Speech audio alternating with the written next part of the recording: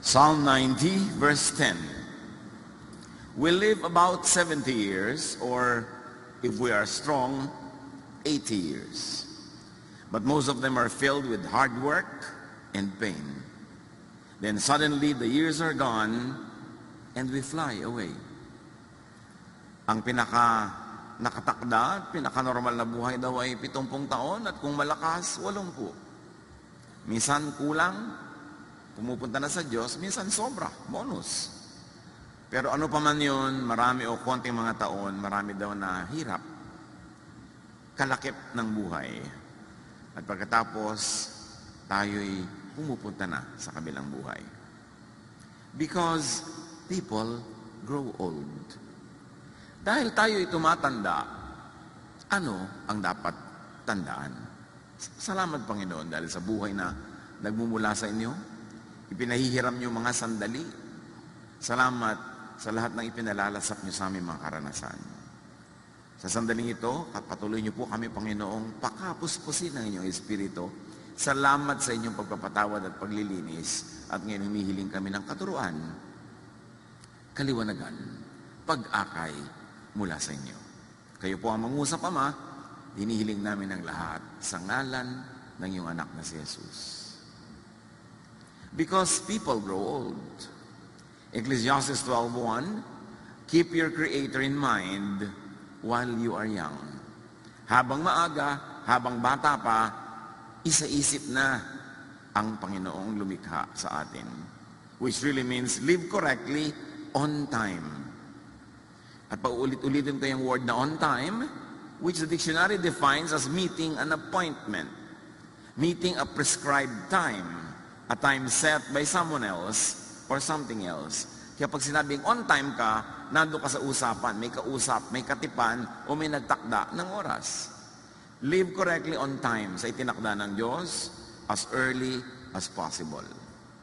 Tama na agad sa simula para ma-enjoy sa mahabang panahon ang tamang pamumuhay.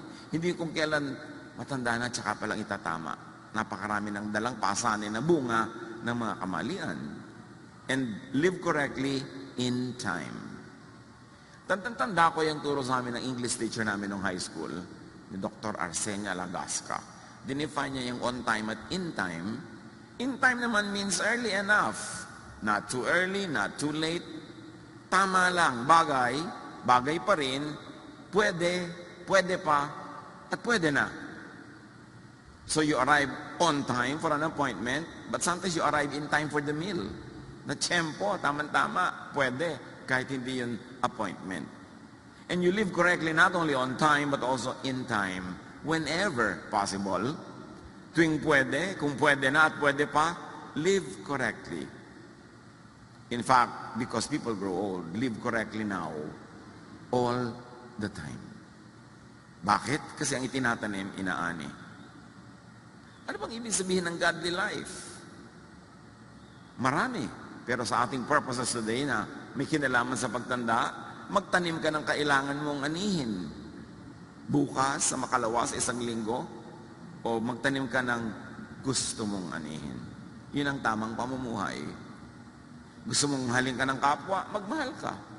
Gusto mong alagaan ka ng mga anak mo pagtanda mo, alagaan mo sila habang bata sila. Gusto mong umani ng maraming mga makakain, magtanim ka ng pagkain, or equivalent nun sa practical na buhay. Live correctly. Mula pinakaunang araw na meron tayong isip hanggang dumilim na ang ating isip o sumakabilang buhay and all the points in between. So if you cannot live correctly on time, at least be in time. Yung pwede pa, abot pa, pwede pang may anihin kahit may edad na. Ecclesiastes 12:1, in years to come, you will be burdened down with troubles and say, I don't enjoy life anymore. Darating daw yan sa panahon ng tao na sasabihin, hindi na ako enjoy sa buhay. Lalo na kung may nararamdaman, lalo na kung malungkot, lalo na kung kapos. So enjoy life on time. Kasi dumarating yung panahon, hindi mo na pwedeng ma-enjoy. Tapos na yung appointment mo with enjoyment. May mga enjoyment na may ka-appointment ka. May ka-appointment ka na mag-enjoy sa ganung panahon, sa ganung oras, keep that appointment. Huwag ka maging huli. But, kung sakasakali man na nagmintis, dumaplis, enjoy life in time. Marami namang pwede pa eh. O, pwede na. And enjoy life all the time. Bakit? 70 years lang daw binigay sa atin. Kung malusog ka, 80. Kung sobrang may bonus, lumalampas pa doon. Pero kung minsan, hindi ka lagi malusog paglampas doon. Minsan naman, 7 pa lang. Sa kabilang buhay na. So, hindi mo dapat ipaghintay. Dapat you enjoy life all the time. Because you don't know how much time you, in particular, have. Ecclesiastes 11:9, be cheerful and enjoy life while you are young. Do what you want and find pleasure in what you see. But don't forget that God will judge you for everything you do. Ibig sabihin lang, enjoyin mo, pero may hangganan yan, may tasa, merong limit. Huwag kang lalampas sa tama dahil hindi na rin yun enjoyable. Meron na yun na pangit na bunga. And when Ecclesiastes says God will judge you, hindi lang yung negative na paparusahan ka pag nagkamali ka, kundi tatanungin ka rin ng Diyos, sinulit mo ba ang buhay mo? May judgment din nun. May panahong dapat ka mag-enjoy, hindi ka nag-enjoy, sinayang mo yung bigay ko sa iyo na lakas, yung kakayahan mag-enjoy, sinayang mo ang gift ko. At katulad doon, sa binigyan ng mga iba't ibang dami ng kayamanan para gamitin nila, yung mga hindi niya na parami yung ibinigay sa kanya, binawi.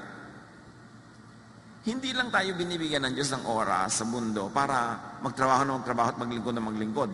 Bagamat kasama yon, pero meron din kasama yon na space and time for enjoyment. And we will also be accountable to God pag hindi tayo nag-enjoy. Marami kasi kumisang misrepresentation ng religion na puro tiis dito, sa langit ka bumawi. Invento ng tao, yung katuruan na yun. Pero ang Diyos, ang gusto niya ang mga tao mag-enjoy. Kaya tinuruan tayo ni Jesus na makilala ang Ama na gusto niya tayo mag-enjoy sa buhay. To the point na ang unang miracle ni Jesus ay lumikha ng alak wala sa tubig just to extend a party that would have abruptly ended because there was no more wine. Kilala ba natin ang Diyos sa paraan ng pagpapakilala ni Jesus? Ecclesiastes 9:9, enjoy life with your wife, or of course with your husband, whom you love all the days of this life that God has given you. Which really means don't waste time. And part of that is share time with people that you love and people who love you. Because by sharing good moments with people you love or people who love you, you not only enjoy that time, but you also multiply it. Because people that we love and who love us multiply our joys, divide our sorrows. So kahalaga, sabi niya, enjoy life with your wife. Hindi yung wife ng iba. Yung wife mo, yung partner mo. For this is your lot in life and in your toilsome labor under the sun. Don't default on this. At nauunawaan natin na maraming mag-asawa ang kailangan kahit temporarily magkahiwalay sa paghahanap buhay. Pero huwag naman pag-uwi mo, nakakabaong ka na. Huwag naman pag-uwi mo at tanda-tanda mo na parang na lang kayong magkapatid. Sayang. Binibigyan ka ng Diyos ng kapartner sa buhay at hindi naman lahat ay may ganong klaseng blessing. Dapat don't default on that privilege. Dapat huwag masyadong mahaba ang oras na magkahiwalay sa pagtatrabaho kasi ang pera, hindi mauubos ang pangangailangan dyan. Una, maghihiwalay kayo para lang makabayad sa mga utang. Mamaya, para naman makabili ng kaprasong lote. Siyempre, pagkatapos kailangan lagyan ng bahay. At siyempre, liba nilang napakarami mong pera, doon ka na makakabili sa mga angono, pililya, sa mga maragundon. Kasi medyo malayo-layo na yun. Doon mura-mura. Bakit mahal na rin doon. So ngayon, ano mangyayari? Kailangan mo ng kotse. So pagkatapos, by then, mag-aaral ang mga anak, hanggang mag-college. Pag-uwi mo, hukluban ka na. Mabuti kung magkasama kayo. Kung hindi, sayang. Sabi ng Bible, enjoy life with your partner. Ipaglaban yun. Huwag laging puro pera lang. Dapat alam natin kung hanggang saan ang pwedeng ipaghiwalay natin dahil sa pera at hanggang saan ang tama na yan dahil dapat magkasama naman. At yan ay sa lahat ng uri na magkasama, magkakapatid, magkakaibigan. There's a price to pay for being together. But be willing to pay that price instead of pay the price for other things. Ang tunay na nagpapasaya sa tao are activities at mga kasamang mahal mo sa buhay, hindi things that you can buy. Ecclesiastes 11:8. However many years anyone may live, let them enjoy them all. Kaya hindi gusto ng marami mga conservative priests ng Israel ang Ecclesiastes at ayaw nila kay Solomon. Kasi si Solomon, among the teachers in the Old Testament, isa siya sa konting nagtuturo ng itinuturo rin ni Jesus.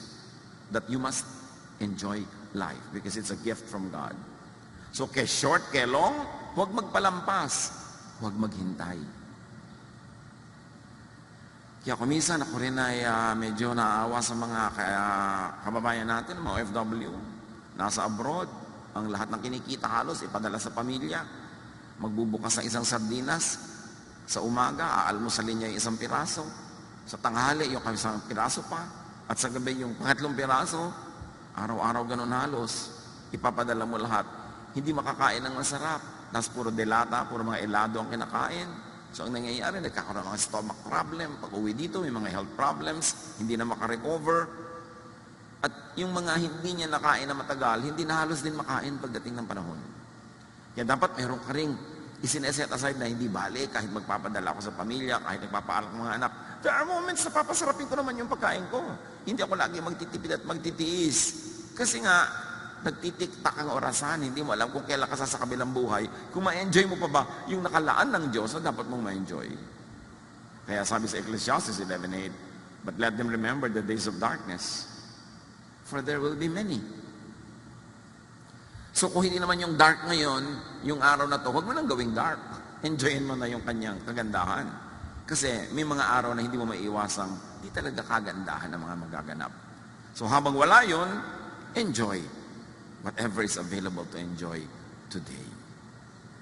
Ecclesiastes 12:2, someday the light of the sun and the moon and the stars will all seem dim to you. Tatanda ka, lalabo ang iyong mata.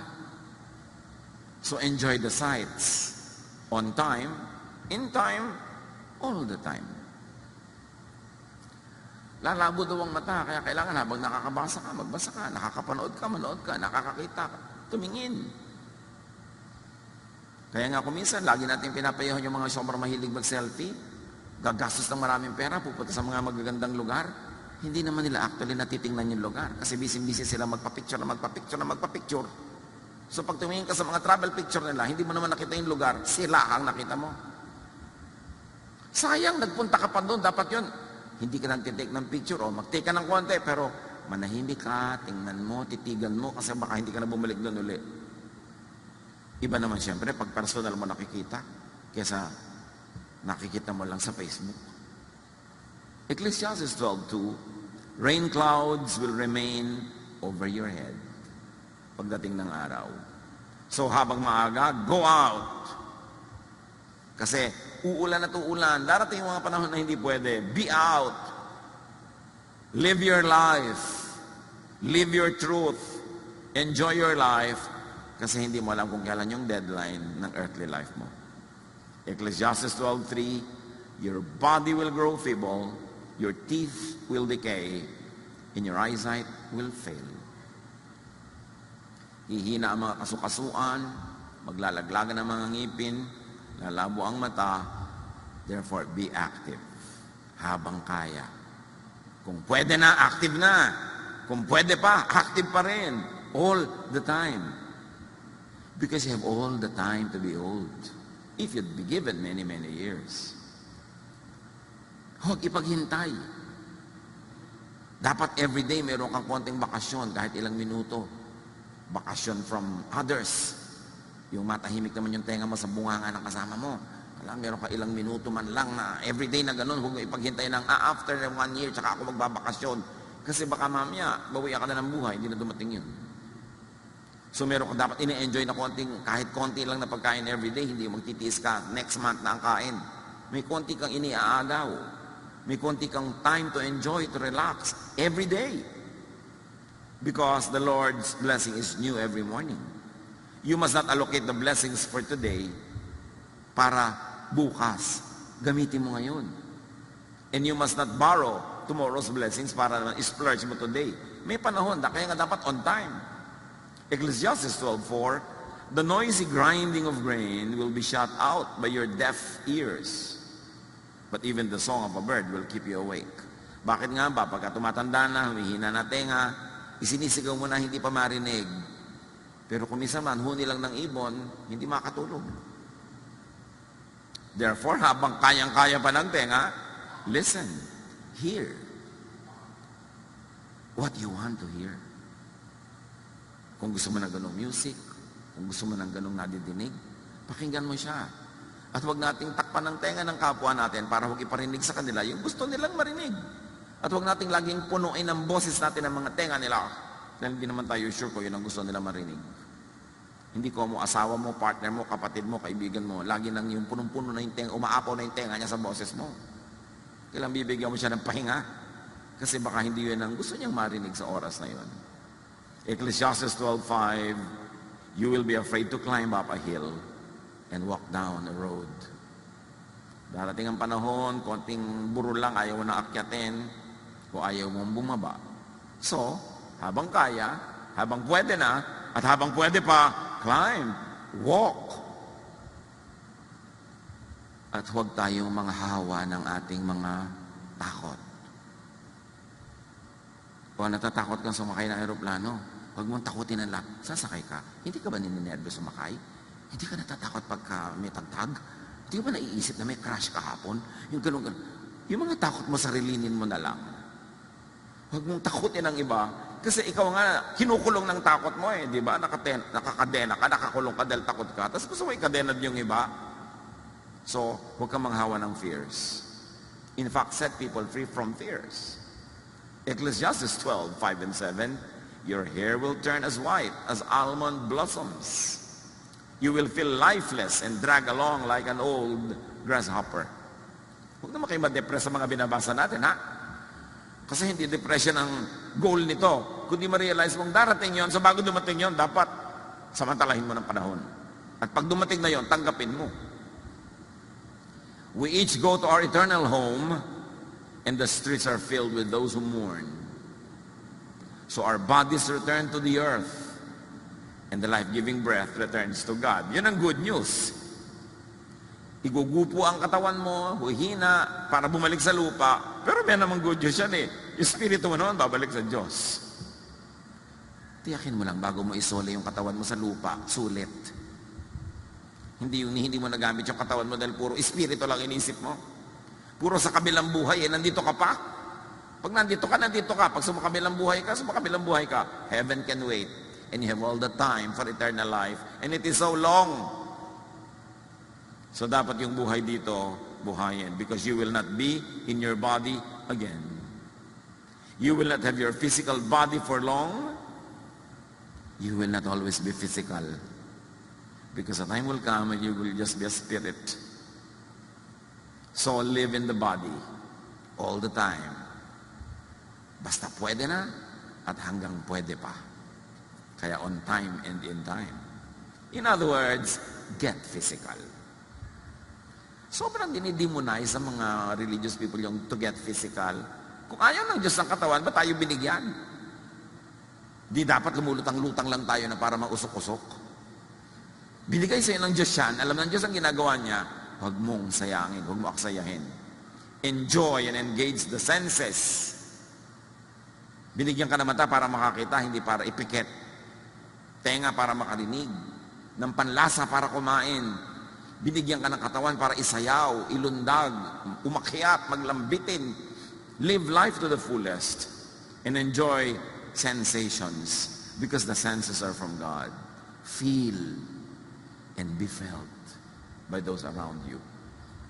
Ecclesiastes 11:8 to 10, even if you live to a ripe old age, you should try to enjoy each day because darkness, meaning physical death, will come. Either your death or the death of other people. So while you are here, live. While they are here, live with them and let them be alive because darkness will come. And when darkness or death comes, we must not be possessed by regrets. Dapat ang nakasulat sa lapid na natin, sulit. Diba? Sulit. Ba, talagang sulit. Talagang ginawa niya ang lahat ng pwedeng gawin. Kaya sabi sa verse 10, rid yourself of all worry and pain because the wonderful moments of youth quickly disappear. Huwag yung ang lagi mong iniisip yung mga alalahanin, mga nakakatakot, mga problema, magagalit ang Diyos. Konting-konti lang kinakagalit ng Diyos, yung hindi ka loving sa iba. Ang lalamang ka, gumagawa ka na masama sa iba. Yun. Pero nag-enjoy ka, bakit magagalit ang Diyos? Uy, ang laki-laki naman ng leche plan sa halo-halo mo, magagalit si Papa Jesus. Yung mga tao, lagi ang tingin na lamang sila sa Diyos, lagi na lang magagalitin. Do not rob the youth of their youth. Mga matatanda, yung mga youth, hayaan nyo maging youth. Huwag nyo sila itulad sa inyo kasi matanda na kayo, sila hindi pa. Huwag nyo pilitin sila na kumilos na parang kayo, kaya nga kayo ang mahinin. Hindi naman dahil mahinin, may rayuma kasi. Di ba? Nung mga bata pa kayo, hindi rin kayo magagaslaw ng konti. Yung lagi pag may masaya, pinandidilatan. Pag may malakas tumawa, pinandidilatan. Pag kami kasamang BF, galit na galit ang mga titang old maid.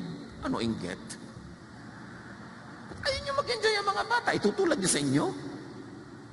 Siyempre, dapat merong bodo, merong iniingatan, merong hangganan, pero huwag sobrang pigil. Kasi hindi naman sila bata matagal eh.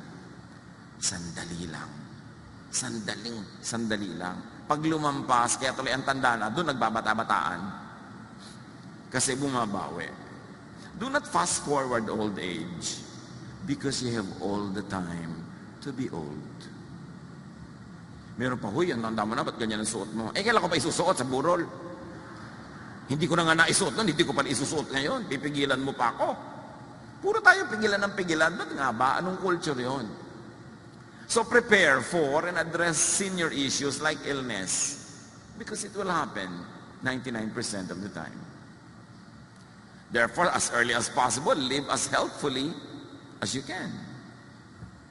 Alam na naman natin yung mga rules of nutrition, mga hindi mo dapat kainin, mga pwede mong kainin. Although may mga fringe issues. Tama ba ang kape? O maganda o pangit? Magkakaiba mga points of view. So pakinggan mo yung katawan mo. Yung mga experts hindi nagkakasundo. Di ang pakinggan mo yung katawan mo. Ano bang ginagawa sa'yo ng kinakain mo, ng iniinom mo? Proverbs 25:16, eating too much honey can make you sick. Which really should be expanded to a meaning that having too much of anything good or having too little of needful things could be harmful. 1 Timothy 5:23, stop drinking only water. Take a little wine to help your stomach trouble and the other illnesses you always have. Tapos dinidemonize na naman ng mga relihiyosong wine. First miracle nga ni Jesus, wine eh. Lalayo ka pa. Huwag ka lang siyempre magpasuray-suray na lasing dyan na hinahabol mo na lahat ng tao. Pero yung sabi niya, stop drinking only water. Kung minsan helpful na meron ka ibang iniinom tulad ng wine. Bakit nga ba minamasama? Lord's Supper naman, wine. Dapat nating reviewin yung mga values natin, yung mga inilagay na kadena ng mga relihiyon at mga lolo't lola sa utak natin. Kung hindi kailangan at hindi sinabi ni Jesus, lagutin so that you will enjoy life. Bago ito mabawi o bago ka humina. And yung mga bata-bata pa dyan, help seniors prepare for and address senior issues. In other words, kung ikaw ay anak, ikaw ay apo, ikaw ay pamangkin, may aalagaan kang tumatanda na, live healthful lifestyles. Turuan natin sila tulungan to live their lives to be healthful at ang atin din. Kasi anak, under normal circumstances, dapat ilibing mo ang iyong magulang, hindi ikaw nilibing. Masakit maglibing kahit na sino, pero yung normal dapat, ingatan mo ang buhay mo kung hindi dahil hindi ka careful, ang aga-aga mo namatay, yung magulang mo pa maglilibing sa'yo. Unfair. So, niyayaya ka ng barkada mo, halika, magmotorsiklo tayo sa bangin. Yung mga magulang ko, alagaan ko pa pagtanda, pag namatay ako, kasi yung mga alaga. Di ba? Dapat meron kang ganong care. Pine-preserve mo ang buhay mo dahil meron ka pang aalagaan. Napaka-importante kayong mga matatanda o mga may sakit na wheelchair bound. Hindi na sila mobile. Dapat nagiging mobile sila at kung habang pwede pa, So anong gagawin natin sa ating mga senior? Duminga nga kayo kung may mga senior tayo. Meron ba tayo dito mga wheelchair bound, yung talagang hindi na makalakad, hindi na makaakyat ng mga sasakyan? Ganito ang gagawin natin sa kanila para enjoy. Ibinili natin sila ng van. At ang van, ipina-inspect na natin kay Kuya Arnold. At yan ang loob, kasama ang mga caregiver. Pero may sasakyan ng wheelchair. Kung nahihirapan na matatanda natin na umakyat manaog ng mga sasakyan, yung wheelchair nila, sasakay dyan at doon na sila isasakay. Ipinapaayos na natin, binayaran na natin yan para sa ating mga seniors at para sa mga hindi senior na wheelchair bound. Ngayon, kung ang lalakas nyo, magpapasyal kayo sa Tagaytay, mag-bus kayo. Para yan sa mga absolutely hirap na hirap kumilos. It will be available probably in 2 weeks. So, yung mga matatanda natin o mga wheelchair-bound na mga kapatiran, dadalhin nyo sa ospital o gusto nyo ipasyal minsan, pwede nyo itong hiramin. Pero hindi pwedeng hiramin nyo dahil may lakad kayo, tapos puro kayo teenager, ha? Meron tayong mga policies para mawalan mga abuse at hindi magkagulot, magselosan yung sumakay at hindi sumakay. But our goal is to make life more comfortable and enjoyable sa ating matatanda at sa mga may mga sakit. So, napakahalaga yan. Prepare and address senior issues for illness without money. Tulad nun, nagawa natin. Kasi may money. Salamat sa Diyos. Inipon-ipon natin. Ayan. Pero marami may issues with money. So invest, earn, and save on time. Kasi tatanda din kayo eh. Hindi yung may pera, uubusin sa gadget, uubusin sa latest. Alam niyo yung cellphone na yan, every month may bago. Pag sinundan mo ng sinundan niya, hindi ka natitigil bumili. Basta nakaka-text ka, nakakatawag ka, hindi ba sapat yun? Talagang kailangan mo ilagay yung buong Encyclopedia Britannica doon sa loob. Hindi mo lang binabasa. Importante na mag-save. Mga young people ngayon, puro gastang inaatupag. Palibas at maraming kumikita ngayon na young people. Pero lahat na ng uri ng kape, sinisikmura kayo na iniinom. Ang mahal-mahal. Kailangan mag-save kayo and help seniors earn or save by not needlessly asking for money from them. Pag yung magulang natin, matanda na, tayo naman, mga nasa edad na, dapat mabaligtad na, hindi na tayo hingi ng pera. Tayo na ngayon dapat magbibigay. Help seniors earn or save by giving them money. Not to keep on asking. Hindi yung 50 anyos ka na, humihingi ka pa sa nanay mo ng panload. Kailan pa siya magpapahinga? At sa lagay, lagi na lang ikaw ang aalagaan niya. Kailan pa yun mababaligtad? Kaya napakasama niyang drugs. Kuminsan yung natutunaw ang utak ng mga nagiging sobrang dependent, ang tanda-tanda na, pati yung laman ng savings ng nanay niya, ninanakaw pa kuminsan dahil nasisira ang isip. Kaya mahalagang bantayan mo sa sarili mo, magpakatino ka, magpakayos ka, kasi may magulang kang dapat mo itaguyod. Eh pag hindi ka nagpakatino, di ikaw pa rin ang itataguyod ni magulang. Hindi na mare-reverse yung mga roles niyo. Mark 7:11, sabi ni Jesus sa mga religious people, na yung mga religious people, sinusurusulan yung mga tao na kahit hindi nyo na ibigay sa magulang nyo yung pera nyo, ibigay nyo lang sa temple, okay na yon. Sabi ni Jesus, you let people get by without helping their parents when they should. You let them say that what they own has been offered to God. You won't let those people help their parents. And you ignore God's commands in order to follow your own teachings. So pinapagalitan ni Jesus yung mga religious leader na sinususulan yung mga tao, basta i-donate nyo sa temple kahit hindi nyo naibigay sa magulang nyo. Sabihin nyo, binigay nyo sa Diyos. Sabi ni Jesus, invento nyo yan. Ang gusto ng Diyos, yung mga magulang, bigyan nyo. Hindi yung puro inubos nyo na sa either sa relihiyon, o inubos nyo sa bisyo, o inubos nyo kung kani-kanino. Dapat may parte ang magulang nyo. Jesus says that God commands children to help parents. Tatandaan nyo mga anak, ang pang-parents, pang-parents.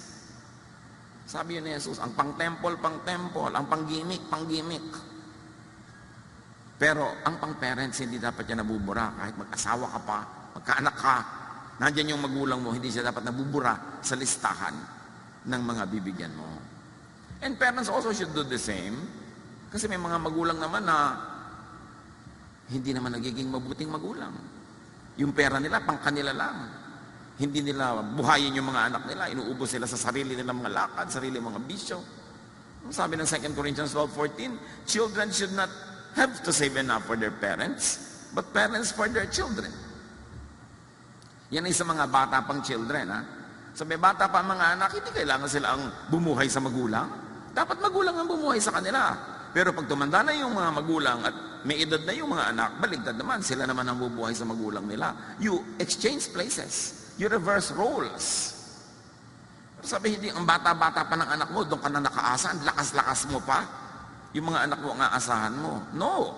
Dapat ikaw ang magtaguyod sa kanila. At pag mahina ka na, sila naman ang magtataguyod sa iyo.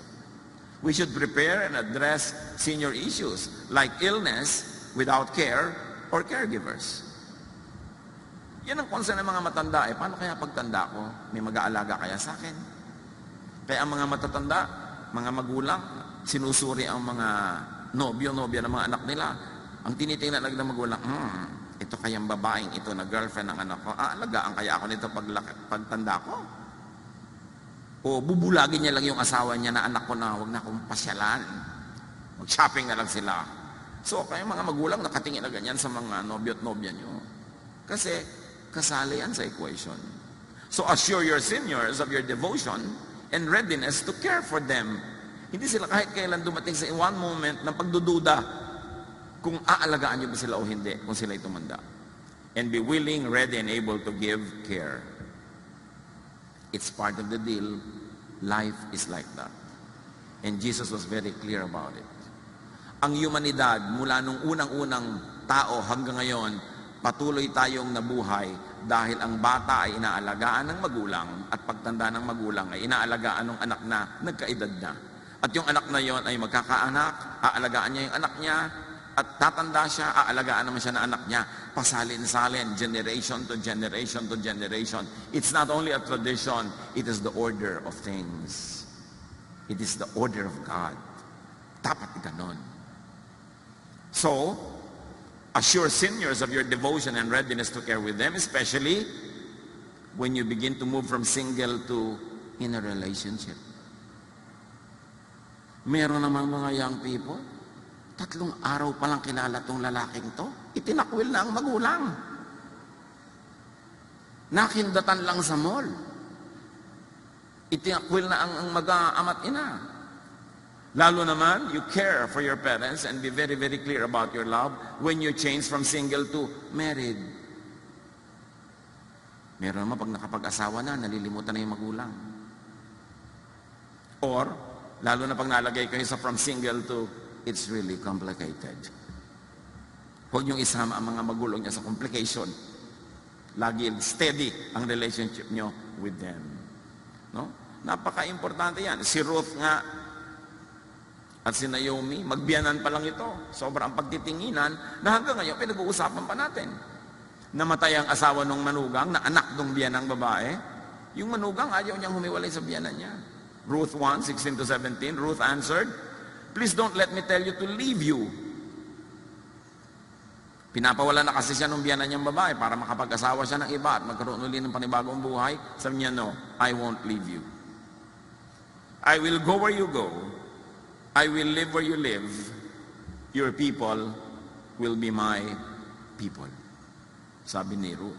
In other words, sinasabi niya sa matanda, I will be where you are, you will be where I am, and I will accept your crowd. I will accept your people. I will die where you die and be buried beside you. May the Lord punish me if we are ever separated, even by death. Ito ang sabi ng manugang sa biyanan. Hindi lalo naman yung anak na sinasabi dapat yan sa magulang. No? Sabi ganon, parusahan nawa ako ng Diyos kung pababayaan ko kayo. At ang mga anak should take that to heart. Kahit maraming bagay sa mundo, maraming technology, maraming paraan ng pamumuhay, pero may bagay na hindi dapat magbago. Na ang bata ay naalagaan ng matanda, pagtanda ng matandang yon, yung batang tumanda na rin ang mag-aalaga sa kanya, from generation to generation to generation. Prepare for and address senior issues like lack of money. Maraming ganon. So help seniors, assure them of your support with your verbal and body language. Maraming mga magulang nagsiselos nun sa mga boyfriend o girlfriend na anak nila kasi mula nung nagkaroon ng boyfriend, girlfriend, talagang hindi mo na makita. Kahit naghihingalo na yung magulang, iiwan dahil may date. Dapat yung body language mo is clear to your parents. You are my priority. Kung magkakaroon ako ng love life o asawa, dagdag to sa buhay ko, pero hindi ka minus. Dapat clear yun. Huwag tayo nagpapalito sa mga bagay na binadala sa atin ng daily life. So empower yourself to be able to support your elders. Sa abot kaya, be and stay healthy and alive. Sa abot kaya, do not die ahead of your elders. Dapat ikaw ang maglibing sa kanila. Dapat ikaw ang magpa-hospital sa kanila. And how can you do that? Make money. And save. At marami na ngayon mga insurances that you can get for your parents. Sa 40 years ng inyong lingkod sa ministry, ang ipinagtataka ko, may mga pamilya na nagkaroon naman, naranasan naman nila magkaroon ng mga resources, pero pag may namatay, ni walang pambili na taol, ni walang paglibingan. At kahit ilalagay yung ubo sa Tupperware, walang Tupperware. Walang paghahanda kahit konti, para bang walang mamamatay, walang magkakasakit, walang preparation. Dapat handa tayo dyan.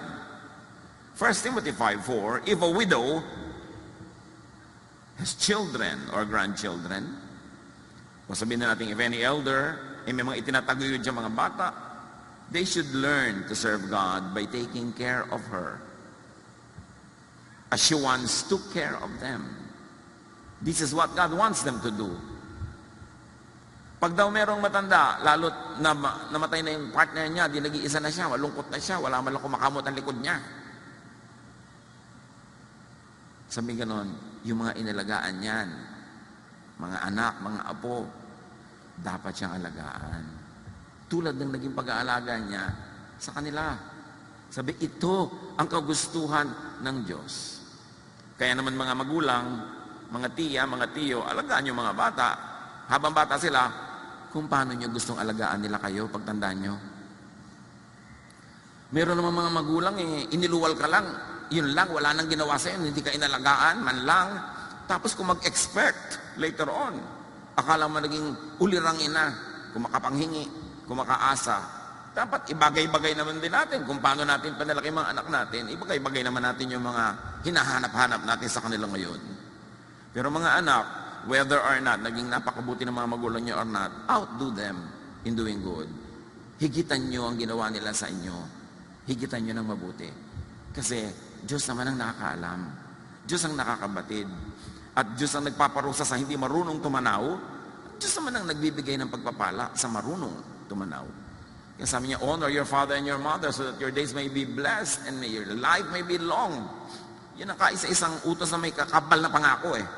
So mahalaga sa Diyos yung issue ng mga anak na nag-aalaga ng magulang. Ephesians 6:2, honor your father and mother, which is the first commandment with a promise. Honor, kahit hindi sila honorable. At lalo kung honorable. Lalo ating higitan. Alagaan ng matatanda, kung paano kanila inalagaan, o kung nagkulang sila, palitan mo yon, higitan mo. Lalo't nanonood ang anak mo.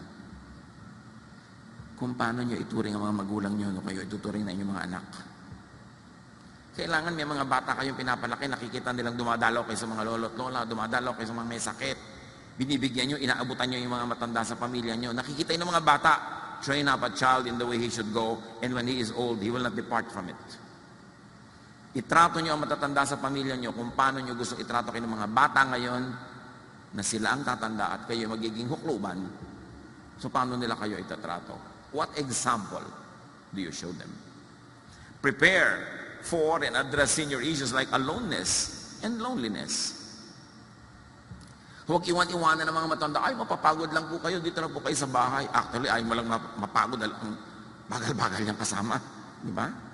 Kaya nga, i-wheelchair mo, dalhin mo yung van, wala ka na excuse. Kailangan isama ang matatanda, no? Isama sa mga lakaran, no? Huwag gawin taong bahay. At lalong-lalo na, huwag niyo namang obligahin na mag-alaga ng mga apo nila. inalagaan kayo ng magulang nyo, sapat na yon. Hindi sila dapat tagapag-alaga ng mga anak nyo. Liban na lang, nagbo-volunteer sila, nag-enjoy. Pero huwag nyo gawing tungkulin nila yon. Hindi nila yon tungkulin. Tungkulin nyo yon kung may anak na kayo. So seniors and seniors to be, mahalaga naman, keep making new relationships. Alam mong matanda ka na pagka ang dami mo nang pinupuntahang libing. Dati mga reunion ang pinupuntahan mo, ngayon nagkikita-kita kayo sa mga lamay. Then alam mo, umiedad ka na. Wala tayong magagawa tungkol doon, dapat tanggapin yun. But make new friends. Isa-isang nauubos yung mga dati nating friends, you should make new friends, kahit with young people. Huwag natin ikulong yung sarili natin sa mga dati lang natin nakasanayan na friends. Dahil habang buhay pa tayo, magandang may friends. Psalm 71:9, don't throw me aside when I am old. Don't desert me when my strength is gone. It is actually a prayer, but it could also be a message to everyone around us. Si David, nung tumanda na, maski hari, may mga pangangailangan. 1 Kings 1:1-4. King David was now an old man, and he always felt cold, even under a lot of blankets. His official said, Your Majesty, we will look for a young woman to take care of you. She can lie down beside you and keep you warm. They brought her to David, and she took care of him.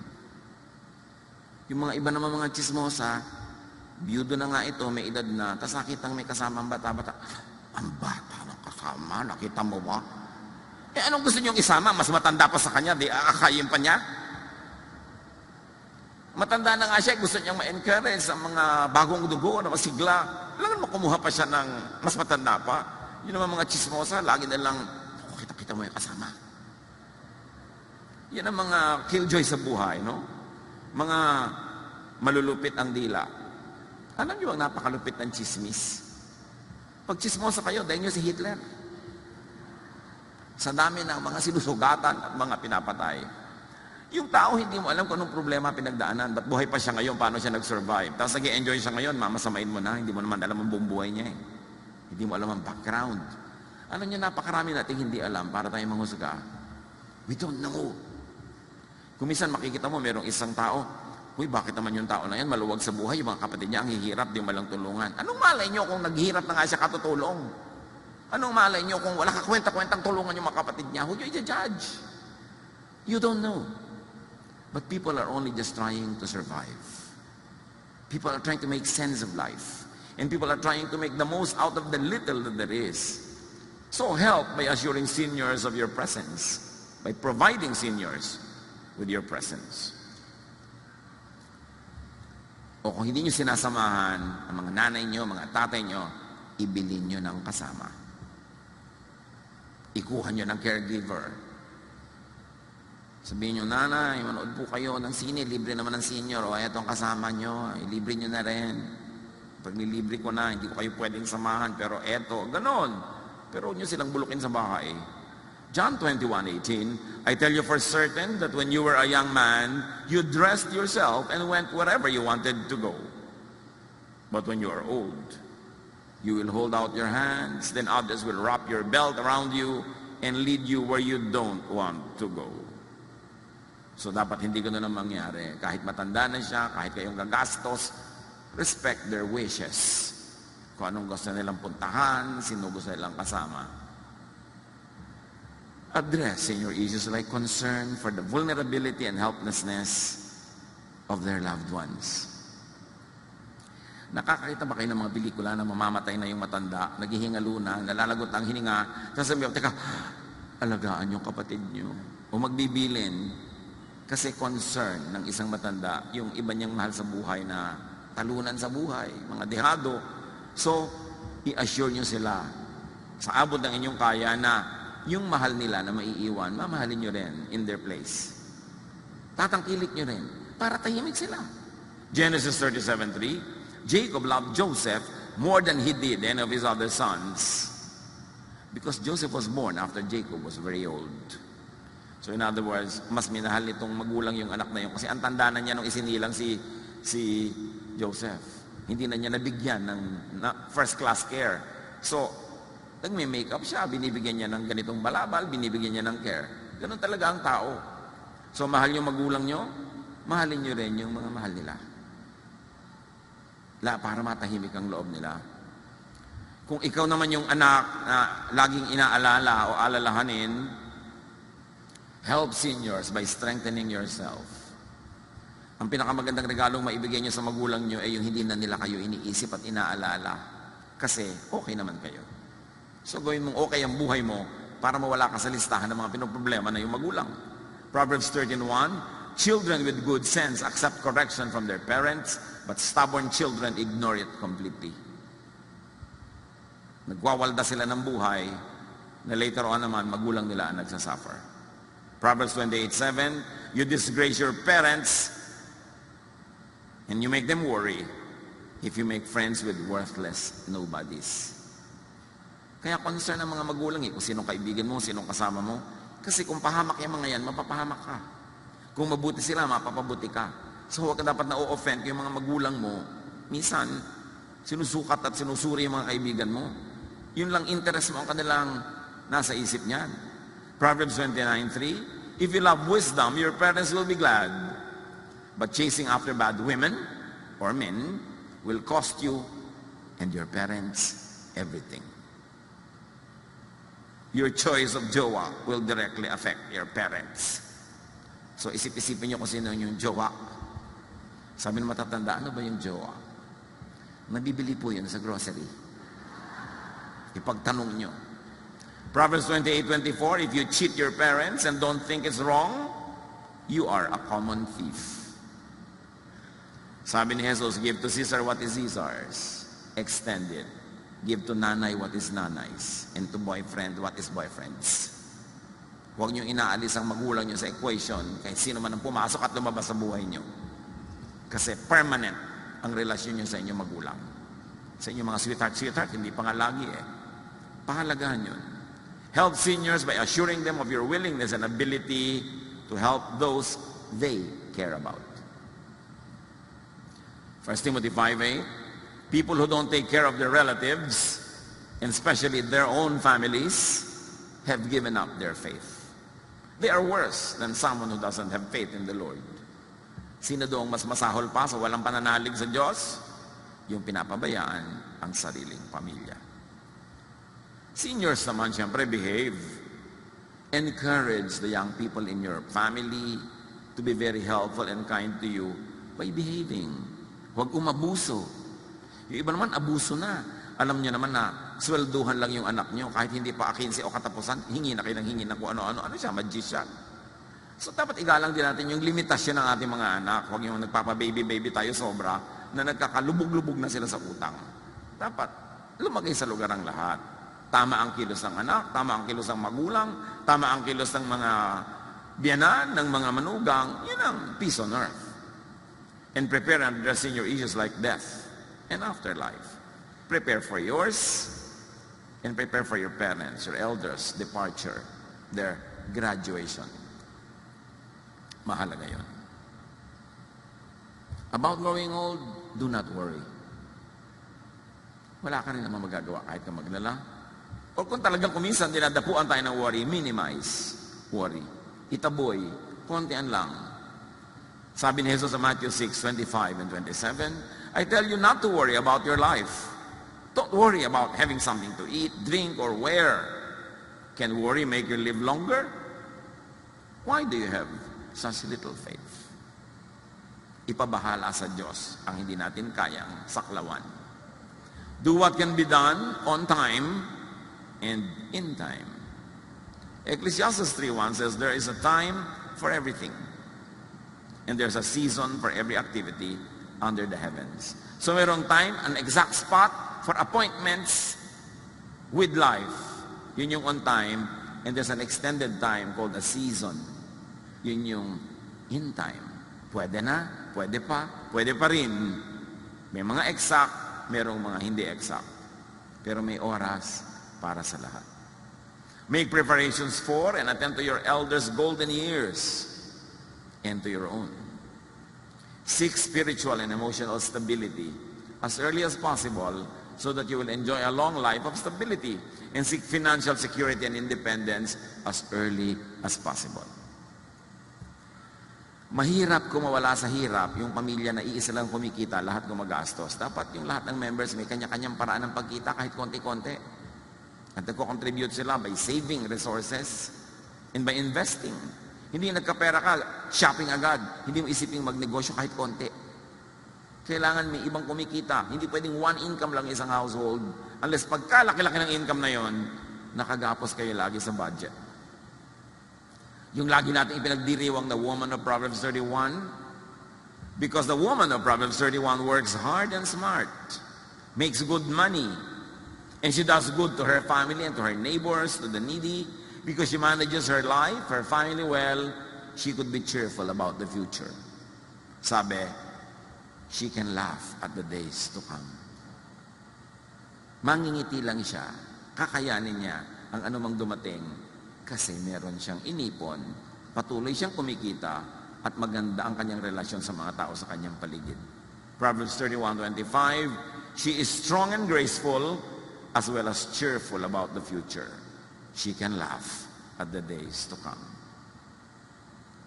Gawin natin tong goal, yung ma-enjoy yung nung Proverbs 31 woman, na meron kang paghahanda, emotionally, materially, spiritually, socially, so hindi ka nakatatakot about the future.